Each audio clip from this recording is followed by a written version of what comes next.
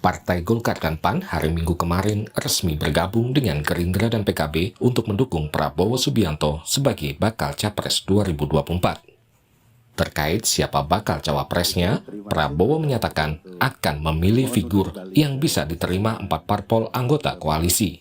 Cawapres, kita sudah sepakat bahwa kita akan terus berdiskusi musyawarah untuk mencari calon yang terbaik yang bisa diterima oleh keempat partai ini.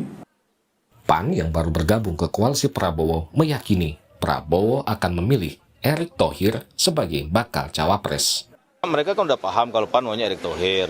Kemudian pertemuan-pertemuan informal juga sudah sering kita lakukan ya. Tinggal memang ini tinggal mengambil keputusan saja dan itu perlu dirembukkan secara dari hati ke hati di forum koalisi besar. Dan mungkin pada akhirnya kita kembalikan kepada Pak Prabowo. Buat nentuin cawapresnya, kita hakul yakin insya Allah Pak Erick Thohir yang diambil. Ya.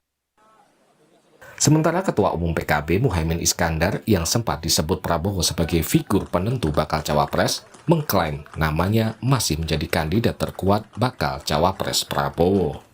Iya sambil jalan. Segera akan rapat lagi. Mengerucut beberapa nama termasuk Caimin sendiri? Ya pasti. Pasti. Di kubu koalisi pendukung Anies Baswedan, nama calon wakil presiden juga belum diumumkan. Ketua Umum Partai Demokrat Agus Harimurti Yudhoyono menjadi kandidat terkuat dari parpol anggota koalisi Anies. Namun Anies sepertinya masih mempertimbangkan nama lain, di antaranya Khofifah Indar Parawansa dan Yeni Wahid. Saat bertemu Anies dan AHY, Yeni sempat menyatakan mendukung AHY sebagai pendamping Anies. Ini udah paling pas, udah paling top. Oke. Nah, gitu ya. Oke, ini paling top, ini udah keren, ini udah. Koalisi pengusung Ganjar Pranowo juga belum memutuskan nama bakal cawapres yang akan maju di Pilpres 2024 nanti.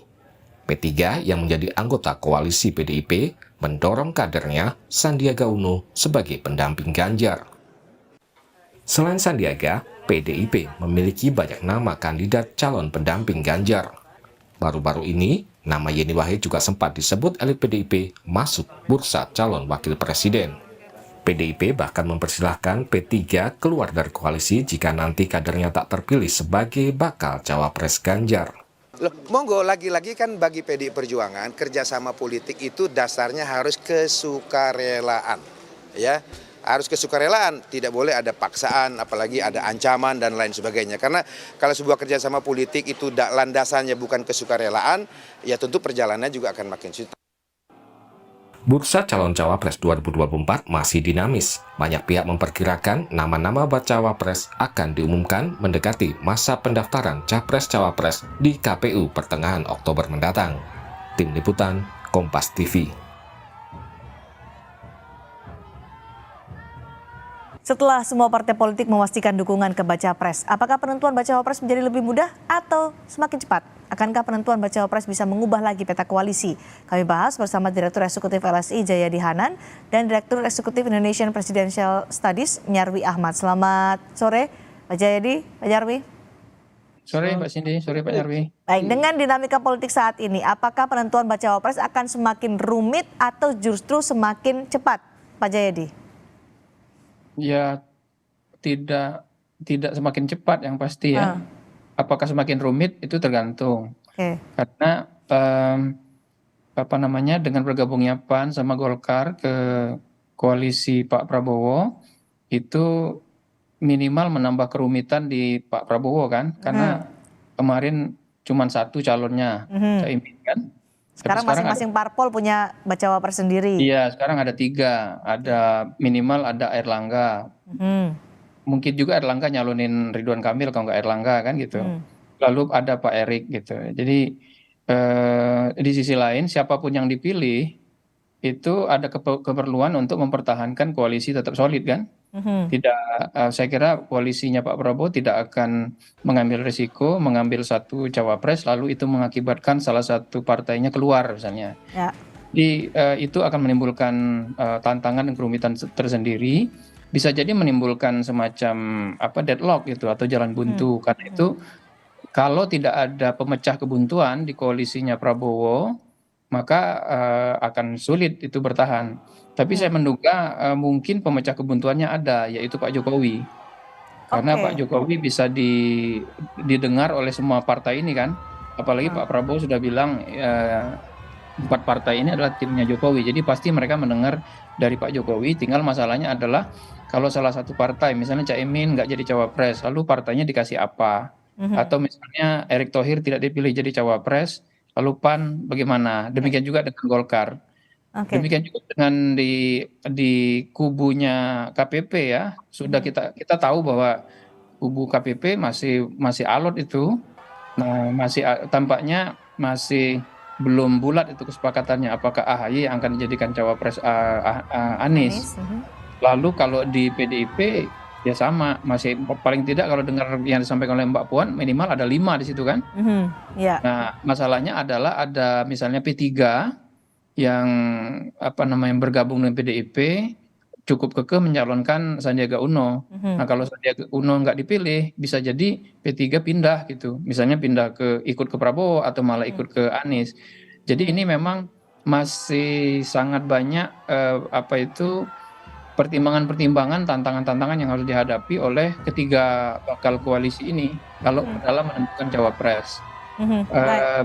Kalaupun mereka sudah punya satu nama, menurut saya misalnya katakanlah KPP sudah punya satu nama, menurut saya itu tidak akan diumumkan juga dalam waktu cepat karena bisa jadi mereka berpikir bahwa mengumumkan itu adalah bagian dari strategi pemenangan juga kan gitu. Oke, baik. Jadi Pak Nyarwi, apakah Anda setuju juga bahwa ini kan semakin rumit dan saking rumitnya bisa saja potensi untuk loncat koalisi sangat mungkin terjadi? Ya, kerumitan itu relatif ya Cindy ya. Dalam artian begini, saya setuju dengan tadi yang terakhir sampaikan. Kalau kita kan tahu ada tren nih, karena pengumuman sosok cawapres itu bagian dari strategi juga kan gitu. Kita mengacu pada misalnya contoh Pilpres 2019 lalu kan gitu. Nama itu bisa berubah di detik-detik terakhir ya. Dan ini saya kira juga bisa terjadi pada semua blok koalisi. Baik koalisi Mas Ganjar gitu, PDIP gitu ya, dengan yang lain ya, P3 dan lain-lain, maupun koalisi Pak Prabowo ya, di situ ada PKB, ada PAN, ada Golkar, dan juga koalisi perubahan dan Persatuan Perubahan ya. Dan mengusung Mas Anies, ada AHY dan juga PKS. Hanya saja tentu saja pertanyaannya gini ya Cindy ya, dari blok-blok koalisi ini sebenarnya yang paling relatif aman ya dukungan untuk proses pencalonan, karena kan kalau kita yang terdekat kan tentu saja itu ada 2 hal. Yang satu, proses pencalonan di KPU yang itu memenuhi presidential threshold, yang kedua yang punya peluang ya, yang kompetitif untuk kan gitu. Kalau dari sisi peluang gitu, istilahnya untuk ke KPU ya, saya kira misalnya yang terakhir, benar-benar terakhir gabungnya PAN gitu dan Golkar gitu ke Gerindra ya, ke Pak Prabowo, saya kira ini semakin menjadikan blok kubu Prabowo jauh lebih aman. Kenapa? Misalnya pasti di sana terjadi ya dinamika tarik ulur siapa sosok cawapres gitu ya. Dan yang kita tahu bahwa dari awal PKB sangat mendorong ya dari para ulama dan seluruhnya agar Caimin bisa calonkan sebagai cawapres. Tapi seandainya gitu ya, nah itu sangat sulit sekali gitu ya untuk dipenuhi harapan itu, dan PKB bisa menarik diri dari situ. Nah, kubu Prabowo yang awalnya Gerindra yang awalnya tidak cukup, saya kira sudah ada PAN dan juga ada Golkar di sana. Ini juga tidak secara otomatis akan selesai juga masalahnya kan gitu. Tadi sudah disampaikan Mas Jayadi ya. Bagaimana misalnya PAN yang menginginkan Erick Thohir, sementara Golkar bisa aja antara Pak Erlangga ataupun Ridwan Kamil misalnya begitu. Nah, yang kedua yang relatif aman saya kira juga termasuk PDIP ya yang mengusung Mas Ganjar. Tetapi kita kan tahu semangat PDIP itu tidak ingin gitu ya mencalonkan ya blok koalisi dengan partai yang sifatnya lebih sedikit, bahkan berusaha memukul yang lain kan gitu. Dan di situ bisa aja terjadi perubahan ya. Misalnya seandainya kita tahu bahwa P3 sangat mendorong sekali gitu ya supaya Jadi, Sandiaga Uno di situ. Nah, seandainya itu tidak terpenuhi, bisa aja P3-nya yang bergeser ke tempat lain gitu, yang bisa jadi jadi ke koalisi kalau demikian Pak Nyarwi, koalisi mana yang rawan pecah atau tidak solid? Ya, kalau sampai hari ini ya, bukan pecah ya, tetapi goyang komposisinya itu justru menurut saya ya, itu bisa di koalisi Pak Prabowo, Gerindra, PAN, Golkar. Kenapa? Terlalu Ya, gendut begitu, kalau gemuk ya? Kan di koalisi di sosok cawapres tadi ya. Itu prioritas yang kerentanan pertama. Karena apa? Jumlahnya juga semakin banyak. Ya. Kepentingan yang harus diakomodasi juga makin banyak gitu ya. Walaupun diuntungkan juga, Cindy. Yang pertama jelas keuntungannya stok cawapres banyak. Ya, artinya memilih alternatif dari berbagai simulasi dari kompetitor juga. Yang kedua juga kemudian dukungan mesin politik. Walaupun kita tahu pengalaman dari berbagai apapun pilpres, dukungan dari jumlah partai itu bukan jaminan memenangkan pilpres gitu ya, karena daya tarik pemilih. Tetapi kan kita tahu juga ya, elektabilitas Pak Prabowo so far sampai hari ini overall masih bagus, dan bahkan dicatat di beberapa lembaga survei juga di atas Mas Ganjar ya, secara relatif ya di situ. Oke. Pak Jayadi, tadi penentuan bacawa pres dari masing-masing koalisi itu heavy-nya kemana sih? Apakah insentif elektoral, ataukah bagi-bagi kekuasaan, ataukah amunisi untuk logistik di pilpres nanti? Kalau untuk PDIP, pertama-tama itu soal insentif elektoral. Jadi yang dipikirkan oleh PDIP Ganjar saya kira adalah mencari calon wapres yang bisa menutup kekurangan Ganjar di Jawa Barat dan di luar Jawa. Itu. Tetapi itu sudah diakomodir oleh P3 untuk permasalahan itu, insentif elektoral yang dibutuhkan oleh Ganjar menurut Anda? Sandi bisa membantu untuk luar Jawa. Dia cukup merata kekuatannya. Jadi kalau hanya Jawa Barat sebetulnya Ganjar bisa ke Ridwan Kamil, tapi Ridwan Kamil kan sudah di Golkar, jadi nggak mungkin. Tapi PDI bilang kalau P3 tetap memaksa Sandi jadi bacawa pres boleh keluar gitu. Ya, itu artinya kan P3 bisa punya calon lain tanpa mempertimbangkan insentif elektoral. Oke.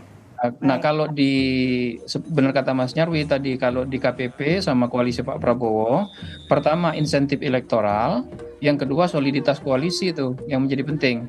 Terutama KPP ya. KPP itu kalau misalnya Agus Harimurti Yudhoyono tidak dijadikan cawapres, lalu kemudian itu membuat Demokrat tidak mau berada di KPP, maka otomatis koalisinya bubar. Jadi harus dipertimbangkan insentif elektoral sekaligus soliditas koalisi kalau di KPP. Sama dengan di koalisi Pak Prabowo, insentif elektoral juga diperhitungkan sekaligus soliditas koalisi kan? Ya. Soliditas koalisi untuk Prabowo, kalau yang dimaksud soliditas koalisi hanyalah bisa punya tiket atau tidak, itu tidak sulit. Karena kan salah satu keluar, misalnya Caimin keluar kan tetap ada 3 masih cukup. Tapi kalau berpikir soal insentif elektoral, Pak Prabowo sangat memerlukan kekuatan di Jawa Timur dan Jawa Tengah. Dan itu dipegang oleh Caimin. Itu antara lain dipegang oleh Caimin. Tapi Prabowo calon seperti Erick Thohir itu juga bisa membantu Prabowo di luar Jawa. Karena kekuatan Erick Thohir itu mirip dengan Sandi, cenderung merata di berbagai wilayah. Jadi di pertimbangan untuk koalisi Pak Prabowo tampaknya akan lebih banyak dan lebih alot gitu. Cuma ada satu keuntungan di sini. Kalau terjadi deadlock seperti yang saya bilang tadi, diperlukan orang atau pihak yang mampu memecah deadlock itu. Jokowi. Nah, menurut saya Jokowi bisa memainkan peran itu sehingga Pak Prabowo mau dengar dari Pak Jokowi, Pak Muhaimin juga dan sebagainya. Dugaan saya Prabowo tidak akan mau mengorbankan untuk ditinggalkan oleh Caimin. Dan Caimin saya kira tidak mudah juga berpindah ke yang lain. Karena? Caimin baru akan berpindah misalnya ke Ganjar kalau jelas dia ditawari sebagai cawapres. Kalau enggak, tidak terlalu banyak keuntungan yang bisa dia peroleh.